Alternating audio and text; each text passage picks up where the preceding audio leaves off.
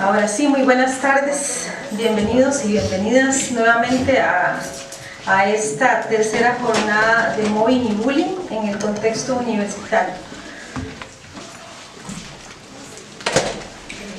El acoso laboral, también conocido como mobbing, es un fenómeno que puede llegar a pasar desapercibido dentro de las organizaciones y en ocasiones se subestima el impacto negativo que conlleva.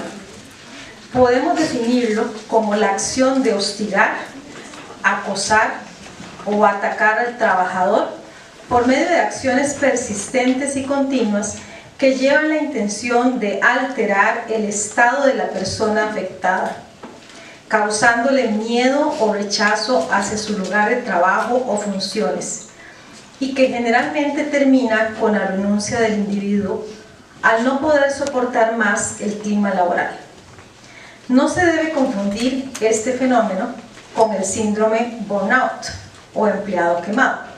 Si bien es posible que el constante acoso termine causando en el empleado cansancio y pérdida de interés por sus labores, las causas de este síndrome se atribuyen a otras razones ajenas al mobbing. Por la mañana tuvimos la oportunidad de escuchar al doctor Miguel Ángel Estrada, quien se refirió a la relación entre acoso laboral y resiliencia. Él nos comentó acerca de las dimensiones de la resiliencia, de los tipos de mobbing, y nos contó además de la investigación que realizaron en el Instituto Pedagógico donde ellos trabajan, acerca de un instrumento creado para ese fin, acoso en centros educativos entre trabajadores, y entre los resultados más sobresalientes de la investigación podemos recalcar que las mujeres son más acosadas que los hombres son más resilientes y que la mayoría de los docentes acosados son resilientes. Vamos a continuar en la tarde con la participación de las compañeras Ingrid Naranjo Ugarte y Paola Vargas Gómez. Ellas nos van a dar insumos acerca del tema salud en ambientes laborales, organizaciones con sentido. Les cuento que Ingrid Naranjo Ugarte es psicóloga del territorio y las organizaciones, asesora empresarial, terapeuta EMDR, mediadora docente universitaria. Tiene una experiencia de 11 años, incluyendo la atención de personas víctimas de accidentes de riesgo del trabajo y accidentes de tránsito, consultora en selección de personal y capacitación. Es la presidenta del Congreso Internacional de Mobbing y Bullying en el 2015 para el tercer congreso, investigadora y promotora de espacios libres de acoso, ponente nacional e internacional sobre la temática, coautora del primer estudio empírico sobre acoso laboral en trabajadores costarricenses, miembro del Centro Costarricense de Atención al Bullying, miembro del Comité Consultivo Ponle el Parche y miembro principal del Consejo Consultivo No Te Calles de la ONG Calma del Perú, miembro del OCALAE, Asociación Costarricense de Logoterapia y Análisis Existencial, y directora de FUPROSA. Por su parte, la licenciada Paola Vargas Gómez es psicóloga, terapeuta EMDR, especialista en logoterapia y análisis existencial, pionera a nivel latinoamericano en la implementación de la técnica de círculos de diálogo existencial, conferencista y charlista a nivel nacional e internacional, con una experiencia general de 3 años, incluyendo la atención en psicoterapia individual y grupal con enfoque humanista, facilitadora de procesos formativos en prevención de situaciones de riesgo para poblaciones con vulnerabilidad social, de diferentes índoles y voluntariado. Docente universitaria, miembro del Comité Ejecutivo del Tercer Congreso Internacional de Mobbing y Bullying Costa Rica 2015, promotora de espacios libres de acoso y ambientes saludables, coautora del primer estudio empírico sobre círculos de diálogo existencial con pacientes consultantes por obesidad tipo 2 y 3, miembro del Centro Costarricense de Atención al Bullying, miembro de la OCALAE, Asociación Costarricense de Logoterapia y Análisis Existencial, directora del proyecto Consentido, una marca de territorio psicológico, autora de numerosos escritos sobre sentido de vida y logoterapia para diferentes medios de prensa escrita. Con ustedes entonces, la máster Ingrid Naranjo y la licenciada Paola Vargas con la conferencia Salud en Ambientes Laborales, Organizaciones con Sentido. Muy buenas tardes. Gracias por esperarnos pacientemente, por estar aquí y por acudir por tercera ocasión a las jornadas Mobbing Bullying, que para nosotros es siempre grato formar parte de este esfuerzo que hace la Universidad Nacional, toda vez que como ente privado sabemos que necesitamos una alianza público-privada para poder entender estas dinámicas que suceden no solo en los ámbitos privados, sino en los ámbitos públicos. Y como bien lo decía nuestro socio de conocimiento, el doctor Miguel Ángel Estrada, que se hace acompañar de su equipo de cuerpos académicos y el director de la escuela rural donde ellos están en Durango, México. Esto ocurre a lo interno de las organizaciones y las organizaciones necesitan personas resilientes. ¿Qué venimos a hablarles nosotros? Un trabajo que se ha desarrollado a lo largo de los últimos 4 años en Costa Rica y con experiencias internacionales, al lado de Paola, que es la directora del proyecto Consentido, de la necesidad de crear entornos o espacios libres de acoso, que es como nace en territorio psicológico, pero bajo una visión del sentido de vida, que ya va a explicar Paola y vamos a contextualizarlos a ustedes en qué consiste este proyecto. Entendimos que SAL, que es un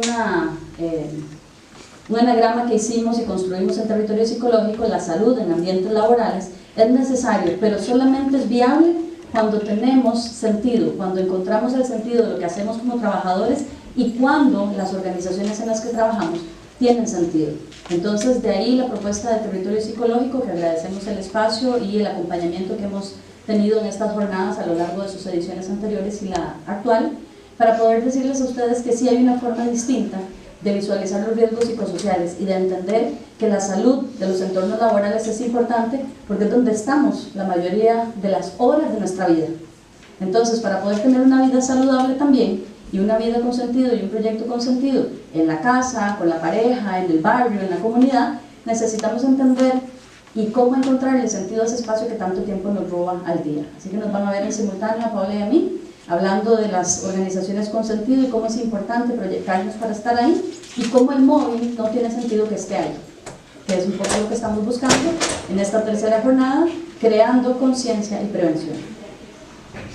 Bueno, primero que nada agradecerles por estar acá con nosotros. Entendemos la hora, es después de almuerzo, ¿verdad? Y siempre tratamos que esta charla sea más participativa, que no sea solamente que ustedes vengan acá y que escuchen, sino que también sea un ejercicio personal.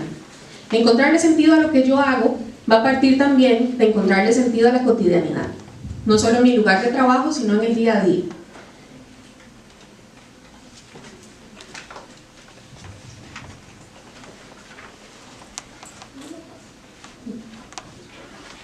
Okay. Como bien Ingrid les comentó, esta frase, en una organización con sentido, no tiene sentido el mobbing. Quiero que a nivel personal, cada uno de ustedes la lea en su privacidad, en su asiento. En una organización con sentido, no tiene sentido el mobbing. Esto va a ser más fácil de entender cuando la charla termine y cuando Ingrid, como bien les comentó, enlace la parte organizacional con este tema que vamos a ir viendo poco a poco. Gracias. Para poder hablar de sentido y de esto que hemos escuchado tantas veces en este poquito tiempo, con sentido, tenemos que tener claro esto: logoterapia. Quisiera que acá me levanten la mano cuántos han escuchado sobre logoterapia. 1, 2, 3, 4, 5, 6, 7, 8. Ok. ¿Quién me podría decir desde ahí en su asiento qué es logoterapia? ¿O qué fue eso que escucharon de logoterapia? Bueno, hasta donde tengo entendido es una terapia o un proceso terapéutico. Sí, bueno, hasta lo poquito que he leído es una forma terapéutica o de realizar procesos terapéuticos donde el centro, como bien lo dice, es el sentido, o sea, es como la trascendencia, tiene que ver con los problemas existenciales y espirituales. Ok, muy bien. ¿Alguien más que haya escuchado algo diferente o que quiera sumarle, aparte de lo que comentaron por acá? Normalmente, cuando preguntamos qué es logoterapia, las personas dicen, logos, debe ser como de diseño, que la palabra logos debe ser como de logotipo, ¿verdad? Debe ser psicología y diseño, qué raro. Es lo normal, es lo que siempre nos enfrentamos. Entonces, si le pasó por la cabeza, no se preocupe, porque no es la única persona.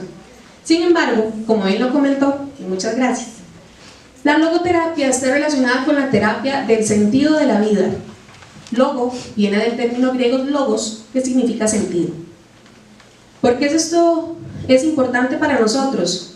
Porque en el momento en que yo logro hacer de la logoterapia parte de mi vida, en el momento en que yo le encuentro sentido a todo lo que hago, practicar mobbing no va a entrar ahí.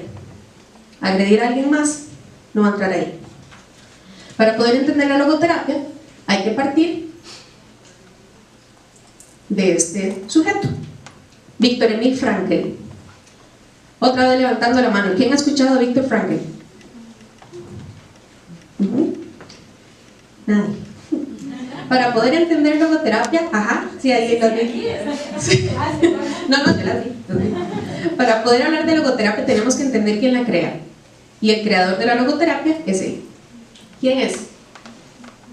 Nació en 1905, el 26 de marzo, ya hace mucho tiempo atrás. Sin embargo, su legado sigue vivo. Y es un legado que es imparable. Nació en Viena, Austria. Fue el segundo de 3 hermanos. Y creía en la monantropía. Vamos a ir viendo detalles de la vida personal de Viktor Frankl y por qué es que me interesa más allá de conocer una biografía.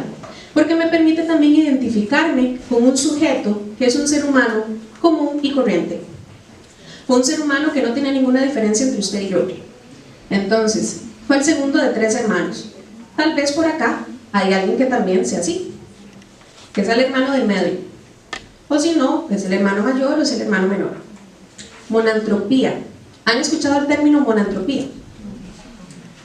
La monantropía es la creencia de que todos somos una sola familia. Si nosotros partiéramos de esto, no generaríamos el daño que estamos haciendo como sociedad. Partiendo de un esquema de familia sano, yo no dañaría a mi mamá, yo no dañaría a mi hermano, yo no dañaría a alguien que quiero.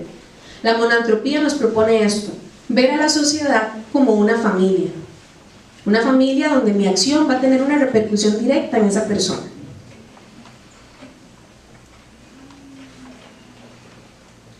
Desde la logoterapia, al ser humano se ve desde 4 dimensiones, y acá es donde vamos a empezar a hacer el ejercicio personal. Si tienen una hoja, si lo quieren escribir en el celular, si lo quieren hacer en su mente, vayan haciendo este ejercicio. Tal vez en las hojitas que nos dieron con los folders, ¿verdad? Donde estamos tomando anotaciones, una que esté en blanco, por favor. Ok, perfecto. Si ya tenemos hojitas, entonces hagámoslo de una vez. Hagan una cruz, por favor, en toda la hoja, que son tan amables. Vamos a partirla en 4. Ocupamos 4 cuadrantes. Así como esta cruz que está acá. El primer cuadrante que vamos a anotar es el aspecto biológico. Ya les iba diciendo, al ser humano se le ve desde 4 dimensiones. La primera de ellas es la biológica. ¿Cómo es esta? Si yo me describiera desde la parte biológica, yo diría, bueno, mido 1,60 m, tengo el cabello corto, tengo que usar lentes de contacto, tengo una hernia, todos los detalles, todas mis